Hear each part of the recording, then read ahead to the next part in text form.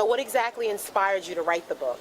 What inspired me to write my book from the ground up, Purpose Through Pain, is what I realized through my connection with different women is that a lot of them would tell me that I inspire them without really even knowing my story or just knowing a little bit about my story.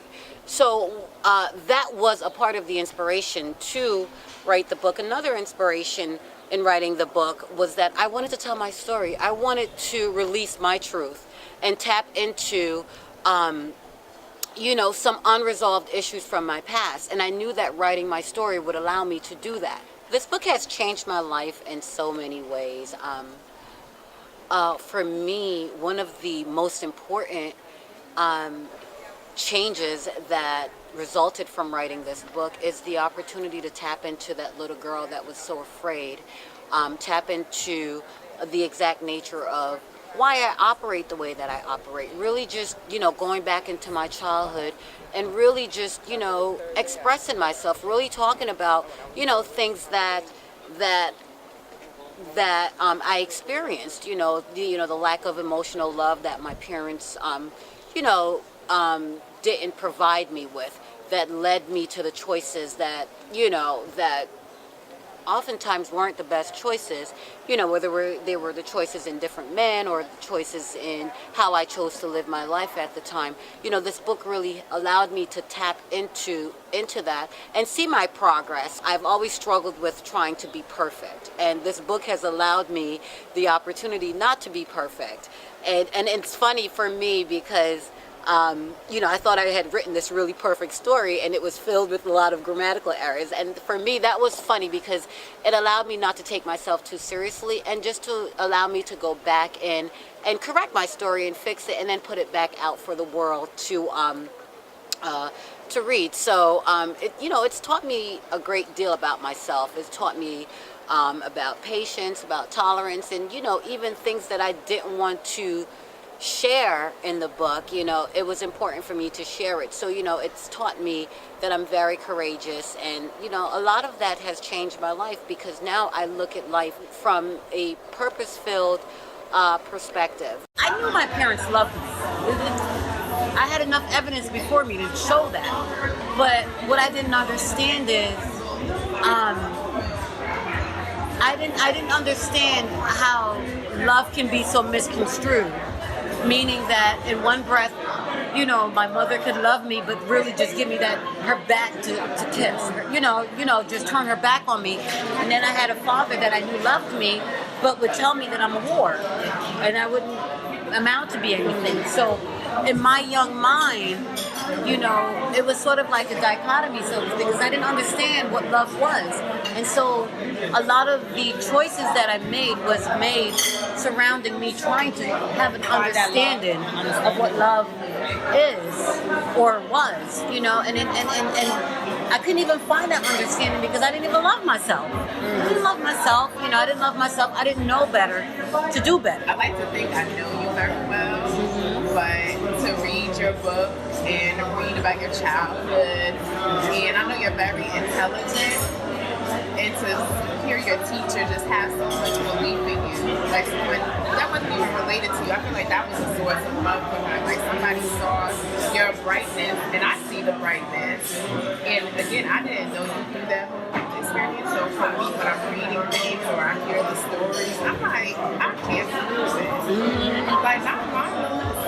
For me, I'm like, life is it's about just living, because for so long, I was in so much darkness and I was so depressed, and I hid that because I was so busy trying to make everybody else laugh.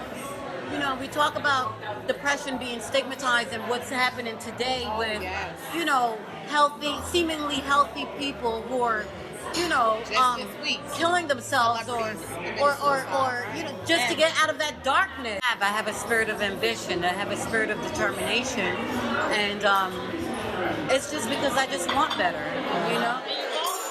Magnetic energy, because whenever I did feel away, if I was invited to the invitation, I tried to show up. When she had something at her shop, when you had the shop was there, when you were selling things around the office, had the little cars in the office. That I got from my mother because I remember growing up in Jamaica and really just being really young but not understanding. My mother would go to the market and she would be there all day, and that was her job. That's what she did. She would sell. And I didn't understand it because, I'm like, I never saw, until we came to the United States, I didn't see my mom in my early age. Yeah, when I came to foreign, I never saw my mom work, So all I saw her do was sell, because I had family members that are already here in foreign, and they would send clothes and send stuff, and my mother would sell it. And I think being around that at a very young age, kind of seeing her ambition and her determination inspired me. Inspired me today looking back. When I met Renata and she was coming around, like, we would, smoke or whatever, but the hard stuff, I only did that with certain people. Like, I would never do it around Renata. You didn't want to bring her? I didn't want to bring her into this. I didn't want her, to even see that part of it, Like, she's seen the hustle part of it, but she didn't know, like, when Renata would go home, I would be in a crack house. Yeah, I didn't know that. I would be like, she would drop me off, and I would be, as soon as her car pulled off, I'm coming out the back door, getting in a cab. And that was the life that I lived for so long, like so many different masks. My mother would think that I'm in school or I'm studying, and then the weekends come, I'm in a crack house in Rahway, stuck. This is my story, and I'm not ashamed of it. Who would you recommend this book to? My mother. We're Guyanese, so Jamaican Guyanese kind of have that same Caribbean culture. And my mother would pull me to the side and look at me and say, "You speak to me." What? No! It's a kite. Anytime she sees someone overcoming things, she always likes that. So I would like to share that happiness, because I felt good knowing that, okay, not that she went through it, but that she overcame it. So to share that piece of happiness with somebody else, that no matter what you go through, no matter what you see someone else going through, it's still hope. Absolutely love to share the book with young girls, because especially at a young age, you're going through so many things, so impressionable, and you shared that a lot in the book, your story of growing up and, being a teenager in high school, and it would absolutely... How she looked for love. Yes. The different men that you look for love in. Let's talk about some good, some bad. And how we live our life is the result of the consequences of those choices. For example, like you will see somebody who becomes addicted at a very young age, and they'll carry that into their adulthood because those are the consequences of the choices that they decided to make. And then you have someone such as myself who says, okay, I've experienced that, and that's not what I want the rest of my life to be like. Remember?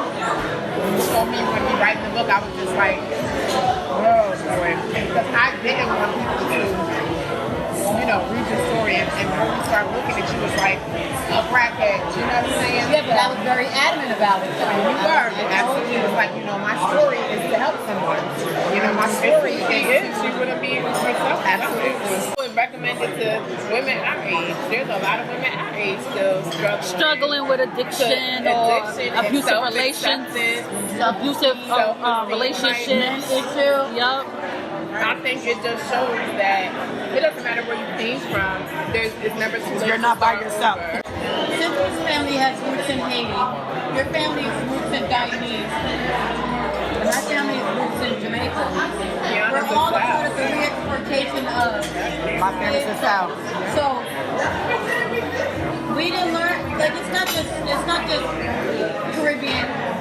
A lot of it has to do with African American mothers and their relationship with their children and how the lack of communication. I'm not a psychotherapist or a psychologist, but I do think a lot of that, we're still dealing with it today in terms of the dynamic between the families and the communication. Yes. I was reading a meme today, earlier, And it said it was a woman, black woman with like resting bitch face. And the Like a what? caption, resting bitch face. And the caption said, stop telling women to smile. But to me, like, there's so many ways you can interpret it. But when I interpreted it, it's like we got so much on our plate right now. We're holding down families, we're working, we're raising children, we're Holding paying down mortgages, businesses. we're starting businesses. And then you just want me to smile to appease you like everything is all good. You should be smiling. But when I'm focused, like, okay, I gotta do this, and this, it's a lot for us to bear. And then we're mad at our mothers as a child. You're like, why is she so angry at me? Like, what I do? You know, for me, I know that God makes no mistakes, because I know that if my father was still alive, I wouldn't have that good relationship with my mother, because that my focus is always on my father. Yeah. You know, so I went where the love was shown. You know, not saying that my mother didn't love me. I know she loved me. I know that she loves me like crazy now, but I know that she loved me. But again, you're coming from a time where they didn't know how to communicate that love. It's like they didn't know, and that's like I said, it's a cycle. Until one breaks that cycle, it's not gonna evolve. You know, when I have my own children, I'll be able to fill them with that love, smother them, and tell them that they're destined for greatness. Tell them that they're going to be everything that they put their heart and determination into being. You know, I just don't think that my parents saw that for us, but they always drilled into us that we needed to go to school. I'm hoping that with the book and the re-release of it, I'm hoping that it inspires women to start opening up more. You know, start talking about things that's affecting them. You know, because believe it or not, when you start purging yourself of things, I'm telling you, you feel so much better because it's like, for me, the story's out there now. So, you know, it doesn't hurt me anymore. I deal with overcoming my addictions. I deal with trying to find love in men that I knew couldn't do nothing for me. Didn't want to do anything for me. You know? Wonder what they want and see you later. You know, because in my mind, I had this skewed thinking of what I thought love was or was supposed to be. Because again, I didn't see it modeled in my early childhood. I knew my parents were married. I knew they were together. You know, it was more like a partnership. It was more like a partnership. Yeah. So it was like, you know, my dad provided, my mom nurtured. You know, that was the role that I saw growing up. And that's why they say, like, now, a lot of, like, even with, like, black marriage, they're saying, how can I say, it's like you have to love each other first before you can get to your children. Like, you try to keep that marriage. Because it is a partnership, but it's also, you have to show that love for your children to see that, okay, you know, mommy and daddy go, yeah, this is how it looks. And, like, you know, your marriage for love, you know, for better, for worse, you know, the vows say. But, and the real truth, in the long run, those vows are there for a reason, because in a marriage, you're going to see the bad part of each other. You're going to see a lot of stuff. I think the idea of black love being celebrated so much is because that's how we see ourselves. And that's how we want to be loved. You know, in spite of what the world throws at us. You know, whether it's what the world throws at the black man, and definitely what the world throws at the black woman. You know, we're living in a society today where it's nothing but competition. You know, so when you see stories of black love and you see images of black love, it gives you a sense of hope. It gives you a sense of hope that, you know, love can exist. It's always interesting to know what other people think of the book, or how the book resonated with other people. So for you guys to come out and share in that means a lot to me, and I'm grateful for you guys. So thank you guys so much for just having this intimate conversation, and glad you guys came out. We had a good time.